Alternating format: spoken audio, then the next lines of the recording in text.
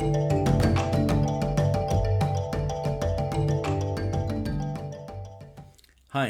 I'm Joe Pearman, and I'm exploring how the process of writing can help us think more effectively at work.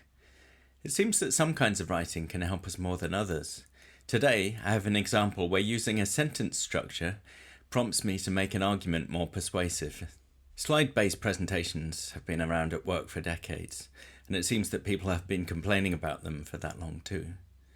It's not always the medium so much as the way it's used that's the problem.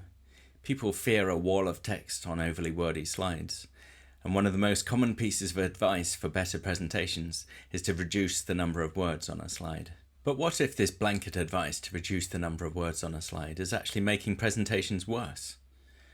We see a lot of slides actually with just a single word in the title or a phrase, and typically it's a noun phrase. That is, it's an idea, it's a thing or a category. And the danger with this is that we're tempted to just kind of collect information that belongs to that idea or category. And we assemble it there. We may not connect these ideas properly in a way that helps us kind of prove our points and find any gaps in our argument and improve it.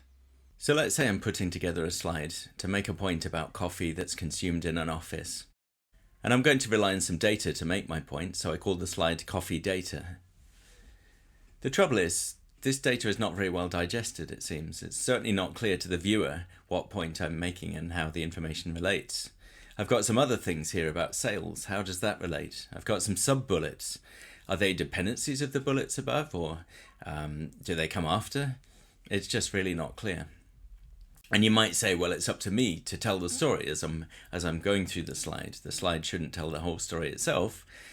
And that's somewhat true, but the danger is that in kind of randomly collecting this information, I may not have thought through the story very well myself. What if I put a sentence as the title of the slide instead? In English and many other languages, a sentence requires a verb which commits us to saying something about the topic of the slide. Joe Moran, in his book First You Write a Sentence, puts this really well. Verbs behind which you can never hide because they make you say what the subjects of your sentences are doing are always good. Now the title of the slide makes my main point, and this encourages me to restructure the rest of the slide and hence to sequence my own thoughts to really back up this point.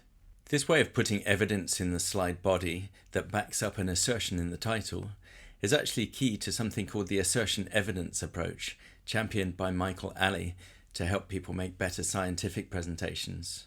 Now, I like that approach, but even if you don't go for the whole thing, putting a sentence in your slide title can really help you think through your argument and to make your argument stronger. And you don't have to stick with the title that you come up with first. You may well find that you need to change your assertion as you refine your argument. And that's what happened here. I realized it wasn't just a biochemical thing, it was also an investment in quality. And so I've refined the title to match that. So overall, we have a better slide. Now you might say it's still quite wordy, it's got bullets. Bullets can be a problem sometimes with presenting, and we'll talk about that later. But it's certainly better than it was. We've got rid of some of those disconnected fragments that we had, specialty coffee and quality factor. It overall makes more sense, it makes a better argument. As we go through this process, what if we find we don't really have much to say about the topic, or that our argument doesn't hold together as well as we thought it did? Well, that's actually very good. It shows us that we need to go back to an earlier stage and really unpack things and think about them better. And at that point, we might want to drop the slides for a little bit, perhaps try some drawing or diagramming. That always works well for me. I know some people like to use post-its.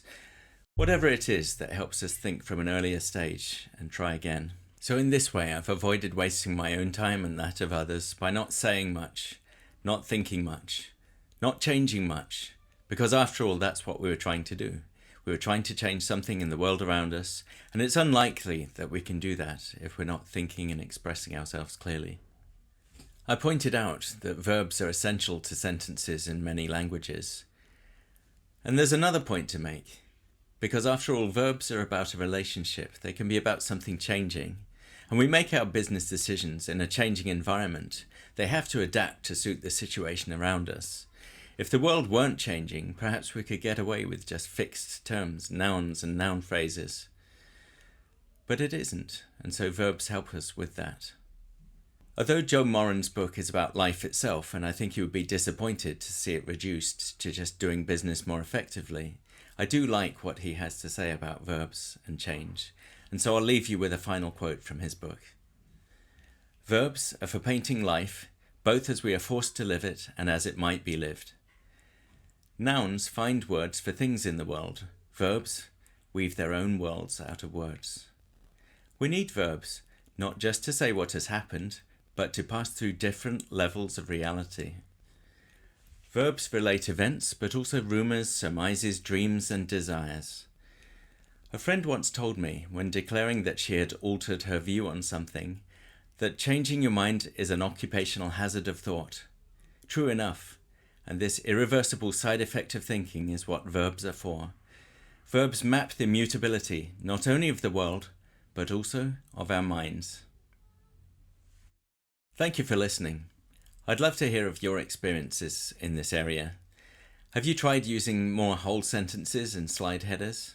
If so, have people complained that your slides are too wordy, or has it actually helped you think more effectively and make more effective points? I'd love to hear about your experiences in the comments below. Thank you.